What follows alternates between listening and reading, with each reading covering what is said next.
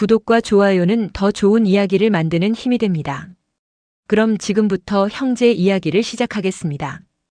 옛날 옛적 한양 도성 깊은 곳 궁궐에 두 왕자가 살았습니다. 그중 첫째가 바로 세자였습니다. 세자는 매사에 흠잡을 데 없는 사람이었습니다. 새벽마다 서연에 나가 경전을 읽었고 신하들 앞에서는 한 번도 흐트러진 모습을 보이지 않았습니다. 다들 그를 두고 성군의 제목이라 수군거렸지요. 하지만 세자에게도 남모를 버릇이 하나 있었습니다. 자기 몫의 근심은 늘 뒷전으로 미루는 버릇이었습니다. 저하, 오늘도 수라를 거르셨습니까? 늙은 상궁이 물었습니다. 세자는 웃으며 손을 내저었습니다. 아우가 먼저지. 나는 괜찮다. 그 말버릇 때문에 정작 세자 자신의 속은 늘 타들어갔습니다. 9살 아우 대구는 태어날 때부터 몸이 약했습니다. 걸음마를 뗄 때도 첫 글자를 배울 때도 늘 남들보다 느렸지요. 그럴 때마다 세자가 손을 잡아주었습니다. 닷새 전만 해도 그랬습니다. 두 형제는 후원 마당에서 제기를 차고 있었습니다. 형님, 나 오늘은 10번도 넘게 찼어요. 대군이 신이 나서 소리쳤습니다. 세자는 손뼉을 치며 웃었습니다. 그래, 잘한다. 10번이 아니라 20번도 차겠구나. 그럼 내기해요. 내가 이기면 형님이 업어주기예요. 좋다. 대신 지면 나한테 글 공부 1시간 더 해야 한다. 치사해요, 형님은. 대군이 입을 삐죽 내밀자 세자는 그 머리를 쓰다듬으며 소리내어 웃었습니다. 그 웃음소리가 후원 담장을 넘어갈 만큼 컸습니다. 형님만 있으면 나는 하나도 안 무서워. 대군이 그렇게 말할 때마다 세자는 자신의 걱정 따위는 없는 사람처럼 굴었습니다. 그것이 세자의 결핍이었습니다. 남을 지키느라 정작 자신을 지키는 법은 배운 적이 없었던 것입니다. 그런데 이래 전부터 대군의 안색이 조금씩 변하기 시작했습니다. 처음엔 그저 감기련이 여겼습니다. 하지만 사흘이 지나자 걷지도 못하게 되었고 손톱 끝이 거뭇거뭇 죽어갔습니다. 그날도 다르지 않았습니다. 서연이 끝나자 세자는 곧장 대군의 침전으로 향했습니다. 궁 안 늙은 내관 하나가 그런 세자를 붙잡았습니다. 30년 넘게 궁을 지켜온 처선이라는 내관이었습니다. 저하, 잠시 드릴 말씀이 있사옵니다. 바쁘다. 대군에게 가야 한다. 바로 그 일이옵니다. 처선은 낮은 목소리로 말을 이었습니다. 저하께서는 항상 아우님만 챙기시는데 정작 저하 자신을 살피는 이는 몇이나 되옵니까? 세자는 걸음을 멈췄습니다. 처선이 다시 입을 열었습니다. 권세는 빼앗을 수 있어도 형제의 정마는 그 누구도 훔쳐가지 못하느니라. 늙은이가 옛날에 들은 말이옵니다. 저하께서는 그 말을 아우님께만 새기지 마시고 저하 자신에게도 새기셔야 하옵니다. 세자는 잠깐 웃었습니다. 하지만 그 말의 무게는 대수롭지 않게 흘려버렸습니다. 내가 나를 챙길 새가 어디 있나. 아우가 저리 아픈데. 그러고는 서둘러 걸음을 옮겼습니다. 처선은 그 뒷모습을 오래도록 바라보았습니다. 그때는 몰랐습니다. 그 한마디가 훗날 세자의 목숨을 구할 실마리가 되리라는 것을. 대군의 침전에 들어서자 세자의 얼굴이 굳었습니다. 닷새 전만 해도 제기를 차며 뛰어놀던 아우였습니다. 그런데 지금은 이불 속에서 가쁜 숨만 몰아쉬고 있었습니다. 형님, 오셨어요? 가느다란 목소리였습니다. 세자는 얼른 곁에 앉아 손을 잡았습니다. 그래, 왔다. 좀 어떠하냐? 괜찮아요. 형님이 왔으니까. 대군은 애써 웃어 보였습니다. 하지만 그 웃음 끝에 마른 기침이 따라붙었습니다. 세자의 가슴이 철렁 내려앉았습니다. 곁을 지키던 어이가 고개를 숙였습니다. 저하, 소인의 의술로는 도무지 병의 근원을 짚어낼 수가 없사옵니다. 근원을 모른다니 그게 무슨 소리인가. 손톱과 입술이 검게 죽어가는 것이 흔한 열병의 증세가 아니옵니다. 하오나 어디서 이런 증세가 비롯됐는지는. 어이는 말끝을 흐렸습니다. 세자는 주먹을 꽉 쥐었습니다. 그럼 최근 며칠 사이 대군의 수라상에 오른 것 중 낯선 것은 없었느냐? 세자가 묻자 곁에서 시중을 들던 나인 하나가 흠칫 어깨를 떨었습니다. 낯빛이 하얗게 질려 있었습니다. 소인은 늘 올리던 대로 올렸을 뿐이옵니다. 목소리가 가늘게 떨렸습니다. 세자는 그저 근심에 지쳐 그러려니 여겼습니다. 궁 안에서 흔히 보는 몸살임이라 여겼던 것입니다. 되었다. 물러가거라. 나인은 고개를 깊이 숙이고는 서둘러 자리를 떴습니다. 그 뒷모습이 유난히 발걸음을 재촉했지만 그날의 세자는 그것을 눈여겨볼 겨를이 없었습니다. 그날 밤 전하께서 친히 대군의 침전을 찾았습니다. 근심으로 야윈 용안이었습니다. 어인은 아직도 병의 근원을 모른다더냐. 예, 전하.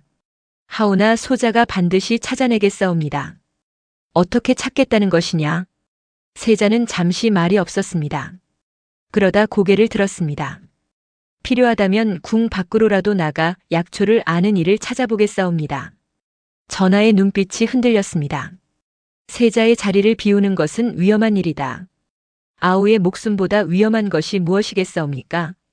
그 말에 전하는 더는 말리지 못했습니다. 그저 아들의 손을 오래 붙잡았을 뿐입니다.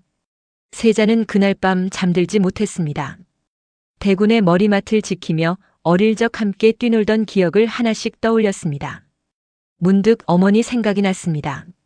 세자가 13살, 대군이 5살이던 해에 세상을 뜬 생모였습니다. 그 마지막 봄이었습니다. 어머니는 두 형제의 손을 잡고 궁박 산길을 오른 적이 있었습니다. 어마마마 어디까지 가는 것이옵니까? 어린 세자가 물었습니다. 어머니는 그저 웃기만 했습니다. 조금만 더 가면 안다. 산길 중턱 볕이 잘 드는 자리에 다다르자 어머니는 걸음을 멈췄습니다. 그러고는 품에서 작은 나무 한 그루를 꺼냈습니다. 오늘 이 나무를 너희 둘이 함께 심을 것이다. 어째서 하필 이곳이옵니까? 이곳은 어미가 어릴 적 어미의 오라버니와 함께 뛰놀던 자리이니라. 어린 대군이 흑투성이 손으로 나무 뿌리를 붙잡으며 물었습니다. 그럼 이 나무는 우리 나무예요? 그래.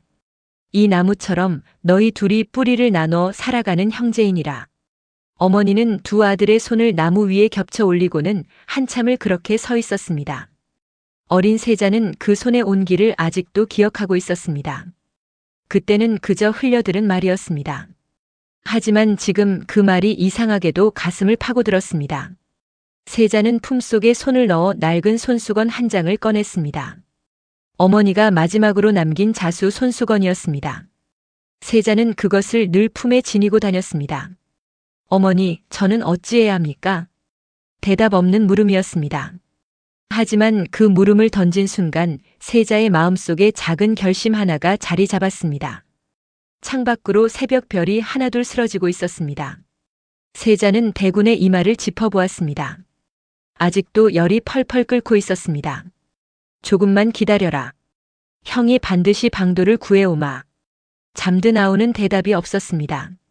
하지만 그 손을 놓지 않은 채 세자는 밤새 곁을 지켰습니다. 날이 밝으면 궁을 나서리라.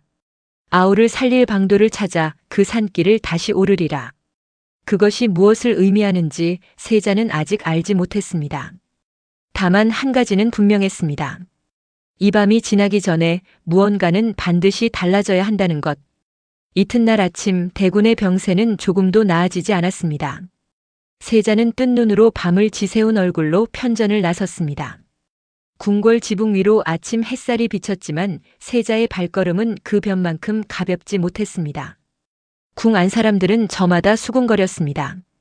대군의 병이 예사롭지 않다는 소문이 이미 퍼진 뒤였습니다. 글쎄, 어이도 손을 놓았다지 뭔가. 쉿, 그런 말 함부로 입에 담지 말게. 나인들 사이에서도 낮은 속삭임이 오갔습니다. 그 불안한 공기 속을 세자는 묵묵히 가로질렀습니다. 저하 안색이 말이 아니시옵니다. 처선이 다가와 조심스레 말을 건넸습니다. 세자는 억지로 웃어 보였습니다. 괜찮다. 그보다 대군은 좀 어떠하냐? 차도가 없사옵니다.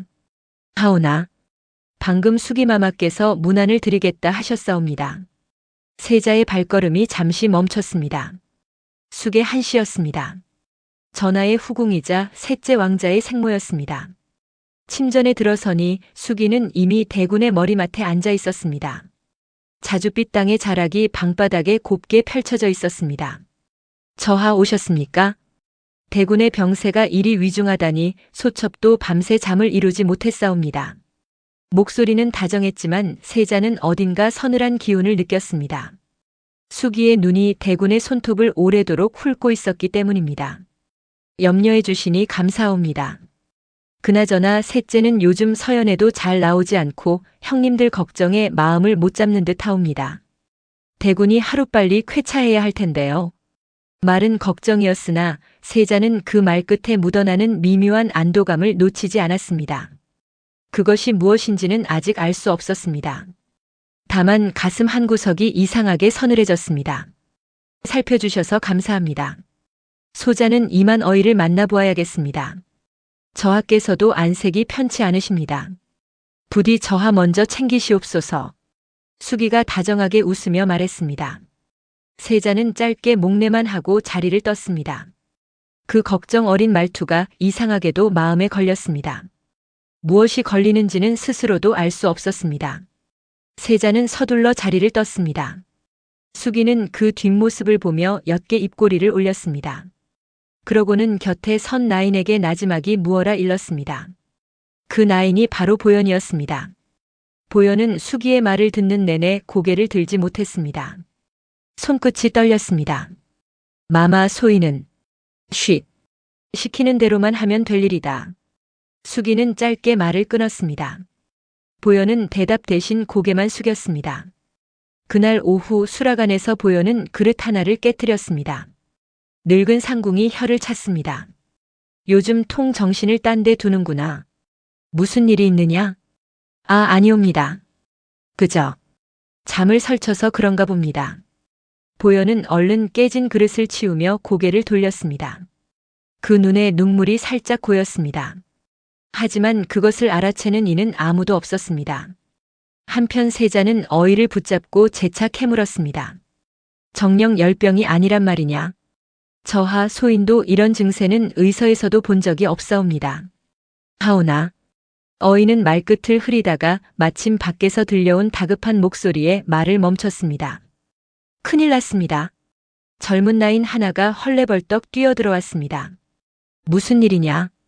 대군마마의 어제 남은 수라를 처리하던 중이었는데 그 밥을 먹은 궁안 고양이가 그 자리에서 죽었사옵니다. 방 안에 무거운 침묵이 내려앉았습니다. 세자의 얼굴이 하얗게 질렸습니다. 지금 무어라 하였느냐? 고양이가 밥을 먹자마자 피를 토하고 죽었다 하옵니다. 그 말에 어이도 낯빛이 변했습니다.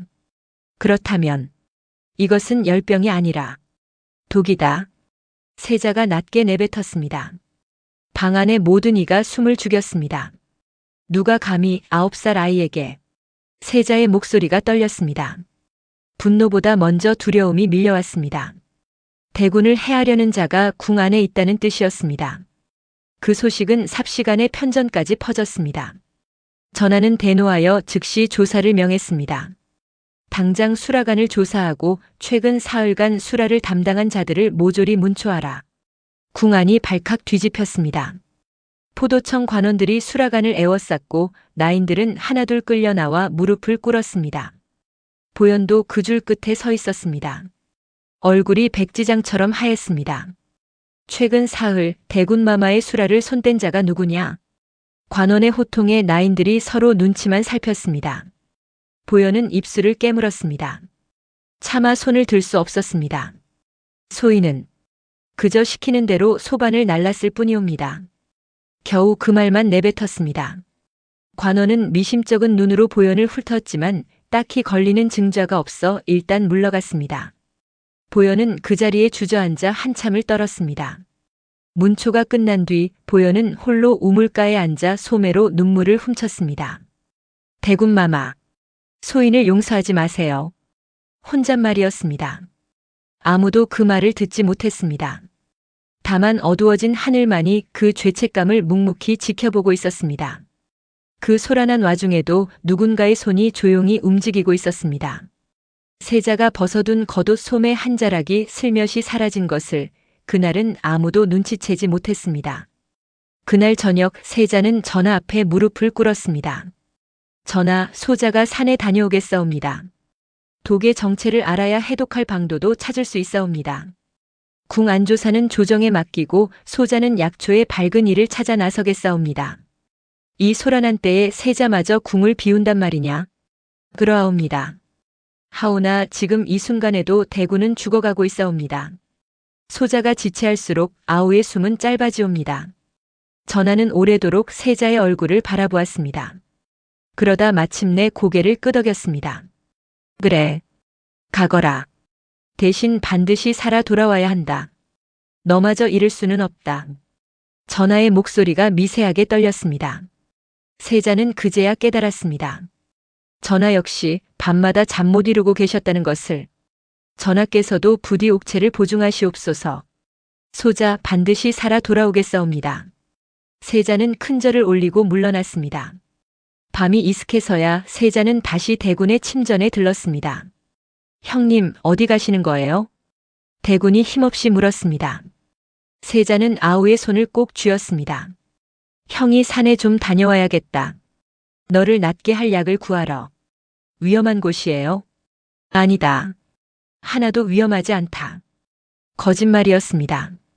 하지만 세자는 그 거짓말을 아우 앞에서만큼은 진심처럼 말했습니다. 대신 약속해줘. 형님이 돌아올 때까지 꼭 버티겠다고. 대군은 잠시 눈을 감았다가 힘겹게 고개를 끄덕였습니다. 약속할게요. 형님도 꼭 돌아오셔야 해요. 세자는 대답 대신 아우의 이마에 제 이마를 맞댔습니다. 밤하늘 아래 세자는 품속의 손수건을 다시 한번 매만졌습니다. 내일 새벽 그 산길을 다시 오르리라. 세자는 그렇게 다짐하며 짧은 잠을 청했습니다. 하지만 그 잠은 그리 편치 못했습니다. 궁궐 담장 너머 어딘가에서 조용히 밤이 깊어가고 있었습니다. 동틀 무렵 세자는 평복으로 갈아입었습니다. 골룡포 대신 무명 도포 한 벌이었습니다. 처선이 그 앞을 막아섰습니다. 저하 부디 소인도 함께 가겠사옵니다. 아니 된다. 궁을 오래 비울 수 없다. 너는 여기 남아 대군을 지켜야 한다. 하오나 산길이 얼마나 험한지 모르시옵니까? 산짐승도 있고 화적대도 있다 하옵니다. 세자는 잠시 멈춰 처선을 바라보았습니다. 그 험한 길을 어머니는 9살 대군을 안고도 오르셨다. 나라고 못 오를 것 없다. 하오나 저하께서 무슨 일이라도 당하시면 그리 걱정되거든 활 잘 쏘는 무사 하나만 붙여다오. 그거면 족하다. 처선은 한참을 망설이다가 결국 젊은 무사 하나를 딸려 보내기로 했습니다. 다만 세자는 신분을 감추기로 했습니다. 궁 밖에서 세자라는 것이 알려지면 오히려 화를 부를 수 있었기 때문입니다. 저하가 아니라 그저 산을 오르는 선비로 불러다오. 네. 뜻대로 하겠사옵니다. 세자는 마지막으로 대군의 침전을 돌아보았습니다. 잠든 아우의 숨소리가 가늘게 이어지고 있었습니다. 세자는 그 얼굴을 눈에 새기듯 오래 바라보다가 조용히 몸을 돌렸습니다. 성문을 나서는 순간 세자의 가슴이 크게 요동쳤습니다. 태어나 처음으로 궁 담장 밖 세상에 발을 딛는 것이었습니다. 이 길로 나서면 다시는 예전 같을 수 없겠지. 세자는 낮게 중얼거렸습니다. 하지만 걸음을 멈추지는 않았습니다. 산 아래 작은 마을에 다다르자 해가 벌써 중천에 떠 있었습니다. 세자와 무사는 우물가에서 물을 얻어 마셨습니다. 그곳에서 나이 지긋한 촐로를 만났습니다. 말씀 좀 여쭙겠습니다. 이 산속에 약초에 밝은 분이 계시다 들었는데 혹 아시는지요? 촐로는 세자의 행색을 위아래로 훑어보더니 고개를 저었습니다. 그 노인네 말씀이시구려. 산 깊은 곳에 홀로 사는데 사람을 통 만나려 들지 않소. 예전엔 마을에도 내려오곤 했는데 언제부턴가 아예 발길을 끊었다오. 어째서 그리 되었습니까? 낸들 알겠소. 다만 그 노인네 젊었을 적엔 필시 예사 사람이 아니었을 거란 소문만 무성하지. 세자는 그 말에 묘하게 마음이 끌렸습니다. 그곳까지 가는 길을 알려주실 수 있겠습니까? 산길이 험하오. 게다가 그 노인네 낯선 이는 문턱에도 못 오게 하는데 꼭 가야 합니다. 제 아우의 목숨이 걸린 일입니다. 세자의 목소리에 담긴 절박함 때문이었을까요? 촐로는 한참 세자를 바라보다가 결국 산길을 손으로 가리켰습니다. 저 굽이진 소나무 세 그루를 지나 계곡을 따라 오르시오. 정오 즈음이면 초가 한 채가 보일 것이오. 고맙습니다, 어르신. 세자는 몇 번이고 고개를 숙였습니다. 그리고 곧장 산길로 접어들었습니다. 산길은 생각보다 훨씬 험했습니다. 발밑으로 자갈이 굴렀고 이따금 날카로운 나뭇가지가 얼굴을 스쳤습니다. 궁 안에서만 자란 세자에게는 낯설고 고된 길이었습니다. 저하 잠시 쉬었다 가시지요. 무사가 조심스레 권했습니다. 세자는 못 이기는 척 바위에 걸터 앉았습니다. 무사가 주먹밥 하나를 건넸습니다. 이런 것밖에 없어 송구하옵니다. 아니다. 이거면 충분하다. 그나저나 너는 어찌 나를 따라 나설 생각을 했느냐. 무사는 잠시 머뭇거리다 입을 열었습니다. 소인의 어미가 예전에 큰 병을 앓았을 때 세자빈 마마, 아니 돌아가신 왕비 마마께서 친히 약을 내려주셨사옵니다. 그 은혜를 소인은 잊은 적이 없사옵니다. 세자는 놀란 눈으로 무사를 바라보았습니다. 그런 일이 있었더냐? 나는 전혀 몰랐구나. 왕비 마마께서는 그런 일을 굳이 알리지 않으셨사옵니다. 그저 소인은 그 은혜를 이번에 조금이나마 갚고 싶었을 뿐이옵니다. 세자는 말없이 무사의 어깨를 짚었습니다. 어머니가 남긴 것이 비단 나무 한 그루만은 아니었다는 것을 세자는 그제야 깨달았습니다. 고맙다. 내 어미의 은혜 내 잊지 않으마. 다시 일어선 두 사람은 걸음을 재촉했습니다. 땀에 젖은 이마를 소매로 훔치며 세자는 다시 걸음을 재촉했습니다. 그러던 중 발을 헛디뎌 크게 넘어질 뻔했습니다. 괜찮으십니까? 괜찮다. 그보다 저것 좀 보아라. 세자가 가리킨 곳에는 굽이진 소나무 세 그루가 서 있었습니다. 촌로가 말한 그 지점이었습니다. 계곡을 따라 한참을 오르자 정말로 낡은 초가 한 채가 나타났습니다. 굴뚝에서 옅은 연기가 피어오르고 있었습니다. 세자는 마당 앞에서 크게 소리쳤습니다. 어르신 계십니까? 길 가던 나그네가 여쭐 말씀이 있어 찾아왔습니다. 한참 동안 안에서는 아무 기척도 없었습니다. 세자는 다시 한번 목청을 높였습니다. 꼭 여쭤야 할 일이 있습니다. 부디 문을 열어주십시오. 마당에는 작은 약초 밭이 가지런히 정리되어 있었고 처마 밑에는 말린 풀 더미가 촘촘히 매달려 있었습니다. 예사 살림이 아니었습니다. 그제야 삐걱 문이 열렸습니다. 백발이 성성한 노인이 얼굴을 내밀었습니다. 눈빛이 유독 형형했습니다. 누구요? 이 깊은 산까지 찾아오니가. 약초를 아는 어르신이라 들었습니다. 사람 하나를 살릴 방도를 찾고 있습니다. 노인은 세자를 위아래로 훑어보았습니다. 그러다 짧게 코웃음을 쳤습니다. 약초쟁이는 나 말고도 많소. 굳이 이 깊은 산까지 온 걸 보니 필시 다른 곳에서는 답을 못 얻은 게로군. 그러하옵. 아니 그렇습니다. 세자는 얼른 말투를 고쳤습니다. 하지만 노인의 눈은 그 짧은 실수를 놓치지 않았습니다. 말투가 예사롭지 않구려. 그대 대체 누구요? 세자는 잠시 머뭇거렸습니다. 그러다 고개를 숙였습니다. 그것은 지금은 밝힐 수 없습니다. 다만 제 아우가 원인 모를 병으로 죽어가고 있습니다. 손톱과 입술이 검게 죽어가는 병입니다. 노인의 눈빛이 순간 흔들렸습니다. 하지만 이내 다시 무표정한 얼굴로 돌아왔습니다. 그런 증세는 나도 모르오. 헛걸음했으니 그만 돌아가시오. 노인은 그대로 문을 닫으려 했습니다. 세자가 다급히 그 문틈을 붙잡았습니다. 어르신 부디 다른 방도가 없습니다. 저는 무슨 짓을 해서라도 아우를 살려야 합니다. 어째서 그리도 필사적이요. 세상에 형제 사이란 게 다 그리 애틋한 줄 아시오? 노인의 말투에는 묘한 씁쓸함이 배어 있었습니다. 세자는 그 말끝에 서늘함을 놓치지 않았습니다. 제게는 그 아이 하나뿐입니다. 어머니도 일찍 여의고 서로가 서로의 전부였습니다. 노인은 한참 동안 말이 없었습니다. 저물어가는 볕이 노인의 얼굴에 깊은 그늘을 드리웠습니다. 오늘은 늦었으니 하룻밤 묵어가시오. 대답은 내일 하겠소. 노인은 짧게 그 말만 남기고 안으로 들어갔습니다. 그날 밤 노인은 뜻밖에도 조밥 한 그릇을 내주었습니다. 먹으시오. 산 넘어온 이한테 박하게 굴 것까지야 없지.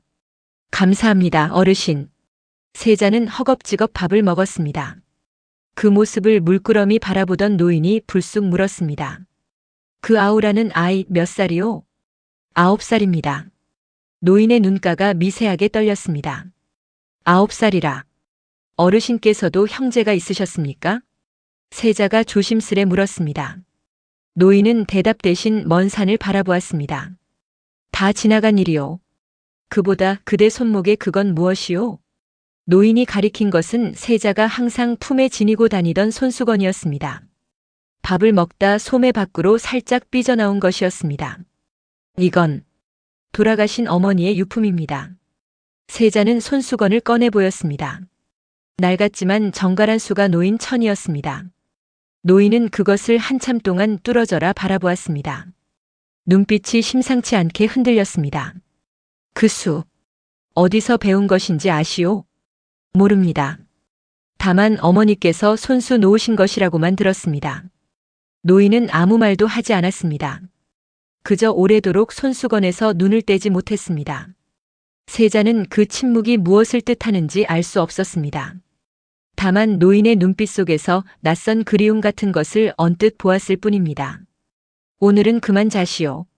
내일 이야기합시다. 노인은 그 말을 끝으로 등을 돌렸습니다.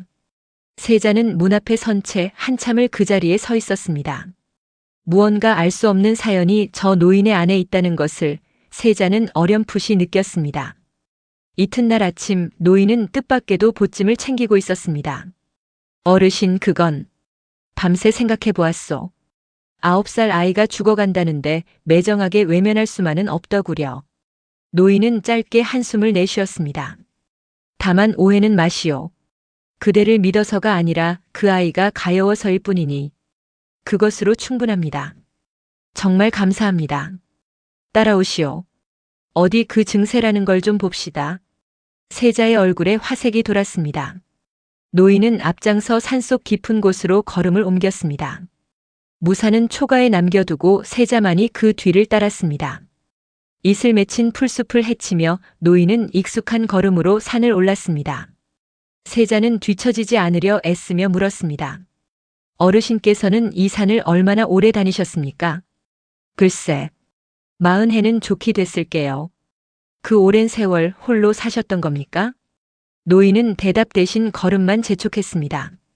그 침묵이 오히려 많은 것을 말해주는 듯 했습니다. 세자는 더 캐묻지 않았습니다. 계곡을 따라 한참을 오르자 노인은 여기저기서 풀을 뜯어 세자에게 보여주었습니다. 손톱과 입술이 검게 죽어간다 했지. 이 풀의 즙을 다려 먹이면 웬만한 도끼는 가라앉소. 세자는 그 풀을 소중히 받아들었습니다. 정말 감사합니다, 어르신. 아직 기뻐하긴 이루오. 그 정도로 나을 병이면 애초에 어이도 손을 놓지 않았을게요. 노인의 말대로였습니다. 함께 산을 내려오는 길 세자는 채취한 풀의 뿌리 단면을 자세히 들여다보았습니다. 손수건에 놓인 수의 문양과 견주어 보던 중이었습니다. 어딘가 미묘하게 어긋나 있었습니다. 어르신, 이 뿌리 색이 손수건에 놓인 무늬와 다릅니다. 노인이 다가와 살펴보더니 낮게 탄식했습니다. 이런, 내 눈이 늙었나 보오.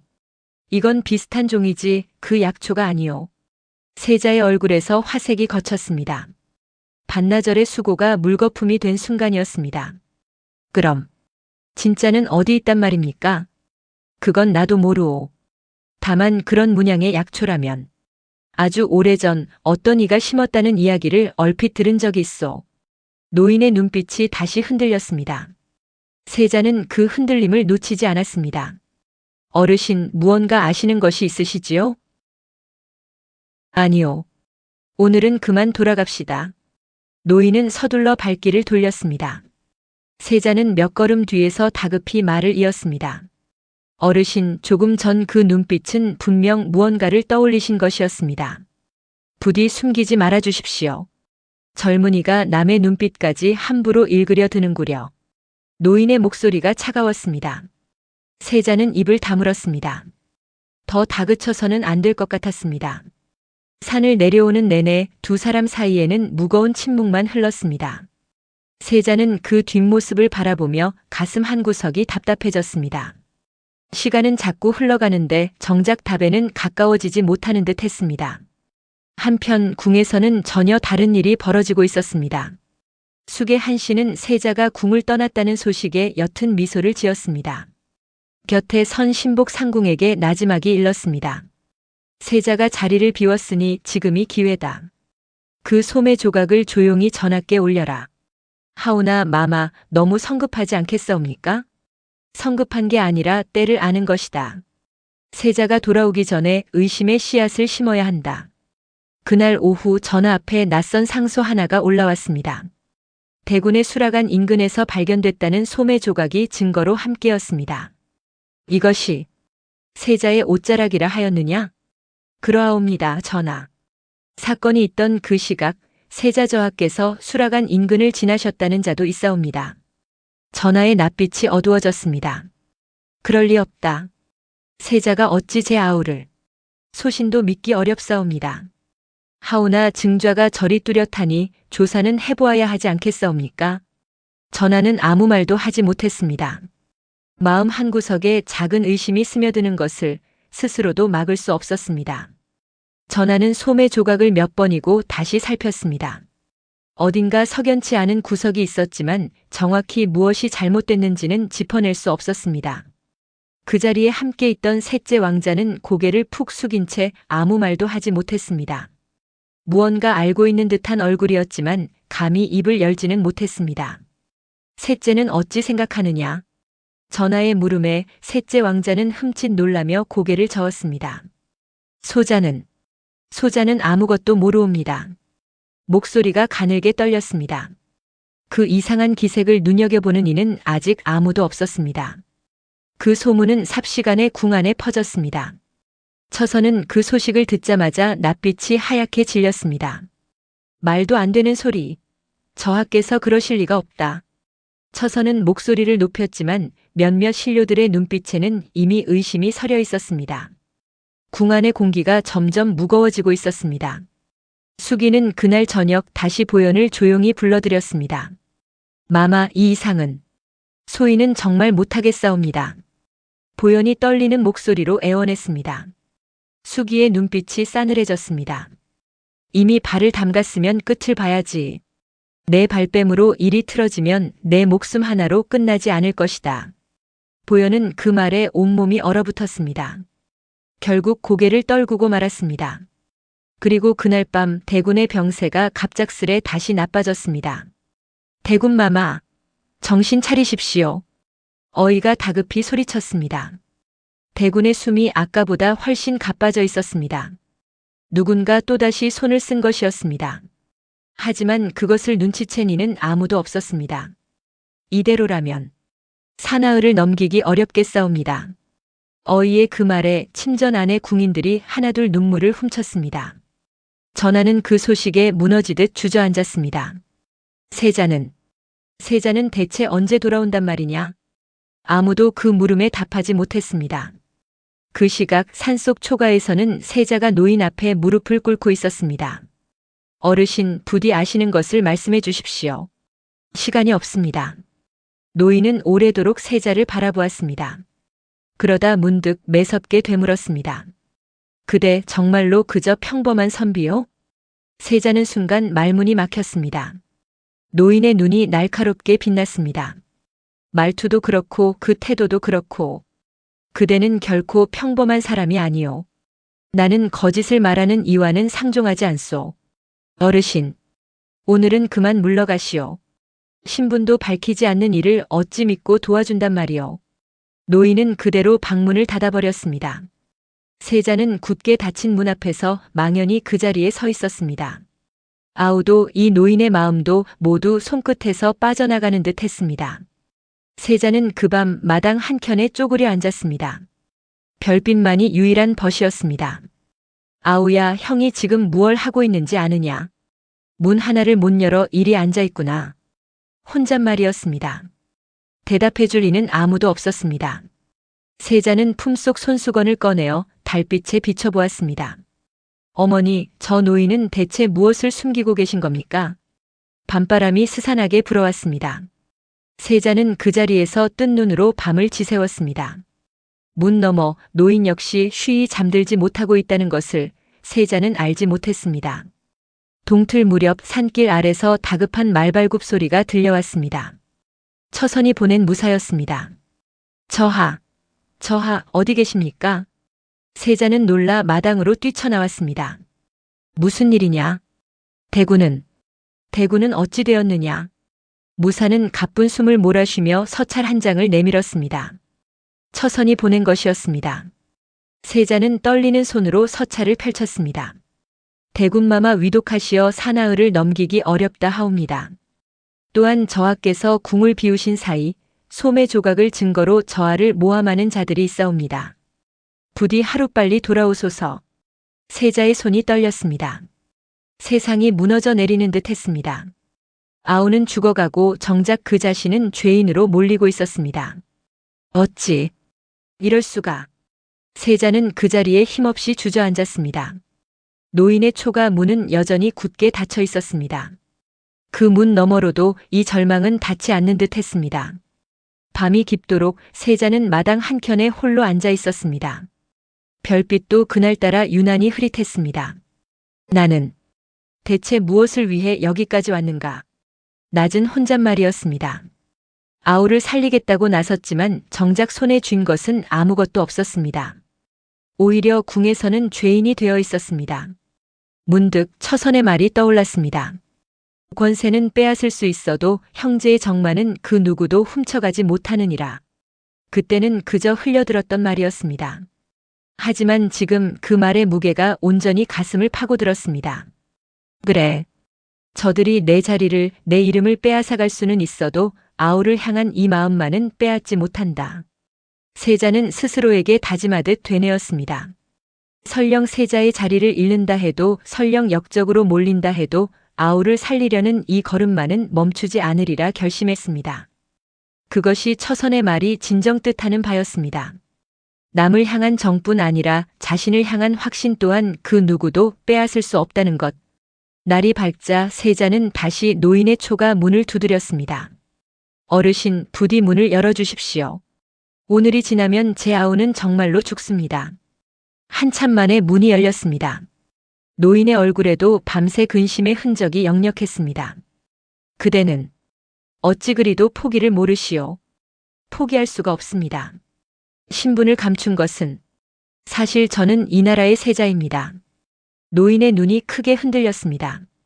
세자는 그대로 무릎을 꿇었습니다. 속인 것은 죄송합니다. 하오나 세자이기 이전에 저는 그저 9살 아우를 둔 형일 뿐입니다. 궁에서는 지금 저를 아우를 해친 죄인으로 몰고 있습니다.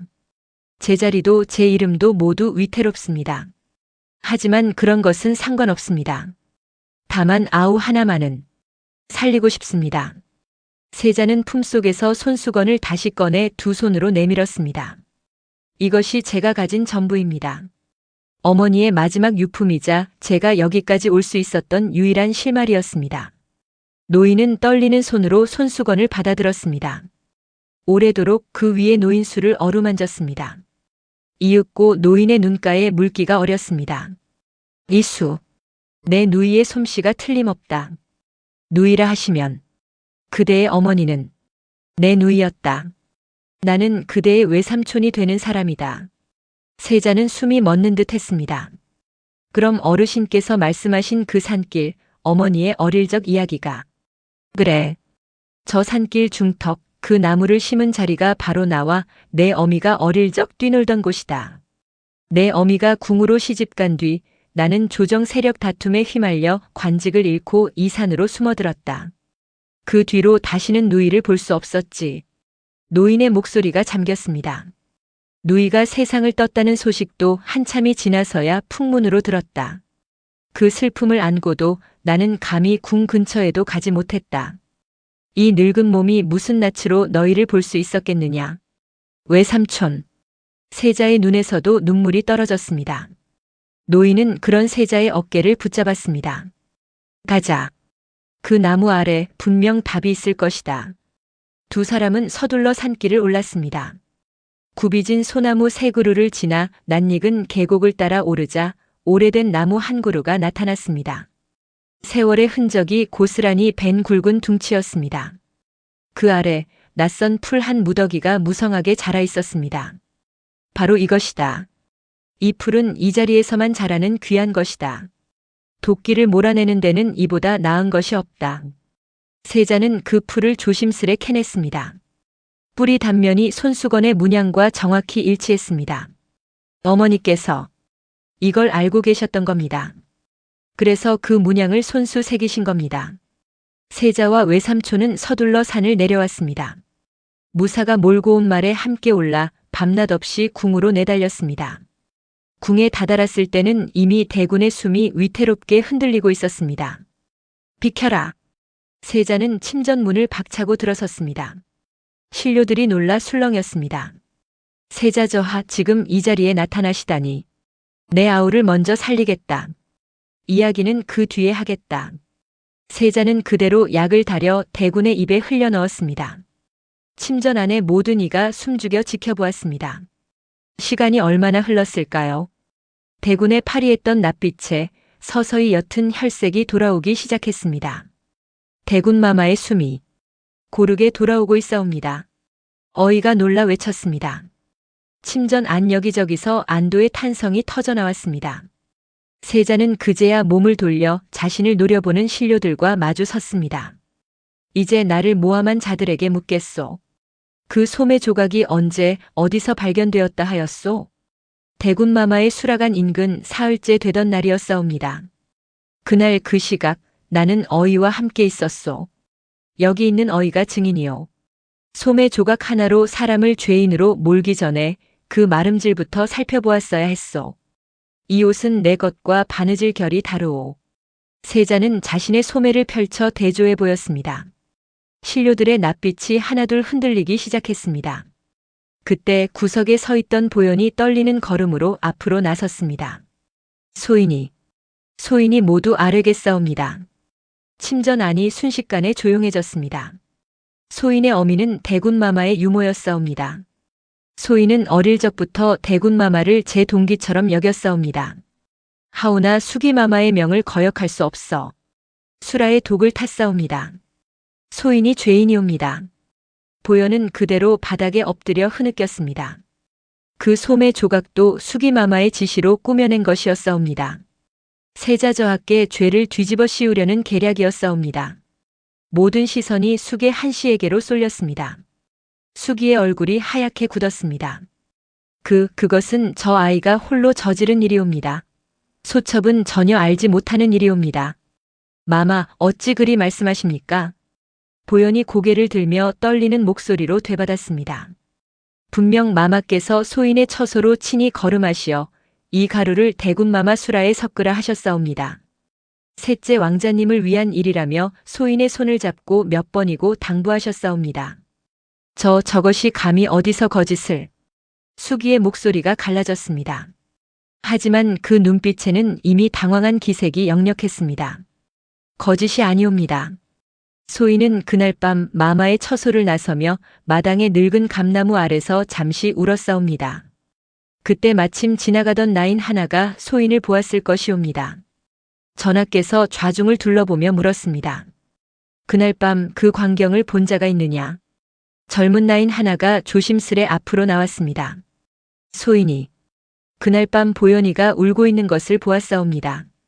무슨 일이냐 물었으나 아무 말도 하지 못하고 도망치듯 자리를 떴사옵니다. 정황이 하나둘 맞아떨어지자 수기를 두둔하던 신료들도 하나둘 입을 다물었습니다. 마마, 그리 말씀하시면 아니 되옵니다. 이번엔 수기의 신복 상궁이 낮게 입을 열었습니다. 소인도 더는 마마의 죄를 덮어드릴 수 없사옵니다.